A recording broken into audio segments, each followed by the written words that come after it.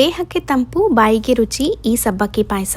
ಇದಕ್ಕೆ ನೀವು ಸಬ್ಬಕ್ಕಿನ ನೆನೆಸೋ ಅವಶ್ಯಕತೆ ಇಲ್ಲ, ಇನ್ಸ್ಟೆಂಟ್ ಆಗಿ ಮಾಡ್ಕೋಬಹುದು. ಬನ್ನಿ ನೋಡೋಣ ಇದನ್ನ ಹೇಗೆ ಮಾಡೋದಂತ. ನಾನಿಲ್ಲಿ ಈ ಪುಟಾಣಿ ಕಪ್ಪಲ್ಲಿ ಅರ್ಧ ಕಪ್ ಆಗೋಷ್ಟು ನೈಲಾನ್ ಸಬ್ಬಕ್ಕಿ ತಗೊಂಡಿದ್ದೀನಿ. ಇದು ನೋಡೋದಕ್ಕೆ ನೋಡಿ ಈ ಥರ ಸಣ್ಣ ಸಣ್ಣದಾಗಿರುತ್ತೆ. ಈ ದಪ್ಪ ಸಬ್ಬಕ್ಕಿಗಿಂತ ಈ ಥರ ನೈಲಾನ್ ಸಬ್ಬಕ್ಕಿಯಲ್ಲಿ ಪಾಯಸ ಮಾಡಿಕೊಂಡ್ರೆ ಟೇಸ್ಟು ತುಂಬ ಚೆನ್ನಾಗಿ ಬರುತ್ತೆ. ಮೊದಲಿಗೆ ಇದನ್ನು 3ರಿಂದ 4 ನಿಮಿಷ ಮೀಡಿಯಂ ಫ್ಲೇಮಲ್ಲಿ ಈ ಸಬ್ಬಕ್ಕಿ ಎಲ್ಲ ಚಟಪಟ ಅಂತ ಸಿಡಿಯೋವರೆಗೆ ಚೆನ್ನಾಗಿ ಹುರ್ಕೋಬೇಕು. ಈಗ ಇದಕ್ಕೆ ನೀರು ಹಾಕ್ಕೊಂಡು ಈ ಸಬ್ಬಕ್ಕಿನೆಲ್ಲ ಚೆನ್ನಾಗಿ ತೊಳ್ಕೋಬೇಕು. ಆನಂತರ ನಾವು ಸಬ್ಬಕ್ಕಿ ಹಾಕ್ಕೊಂಡಿದ್ವಲ್ಲ ಅದೇ ಕಪ್ಪಲ್ಲಿ 2 ಕಪ್ ಆಗೋಷ್ಟು ನೀರನ್ನು ಹಾಕೋತಾ ಇದ್ದೀನಿ. ಈಗ ಇದನ್ನು ಮೀಡಿಯಂ ಫ್ಲೇಮಲ್ಲಿ 8ರಿಂದ 10 ನಿಮಿಷ ಕುಕ್ ಮಾಡ್ಕೋಬೇಕು. ನೋಡಿ ಈಗ ಸಬ್ಬಕ್ಕಿ ಎಲ್ಲ ಒಂದು 90% ಬೆಂದಿದೆ.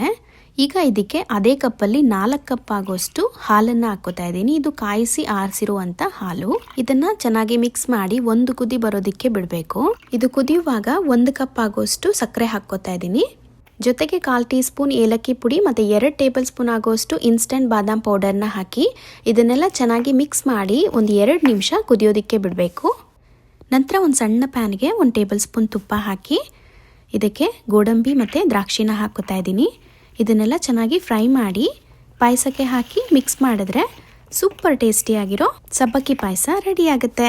ನೀವು ಈ ರೆಸಿಪಿನ ಖಂಡಿತ ಟ್ರೈ ಮಾಡಿ ಹೇಗೆ ಬಂತಂತ ಕಮೆಂಟ್ಸಲ್ಲಿ ತಿಳಿಸಿ.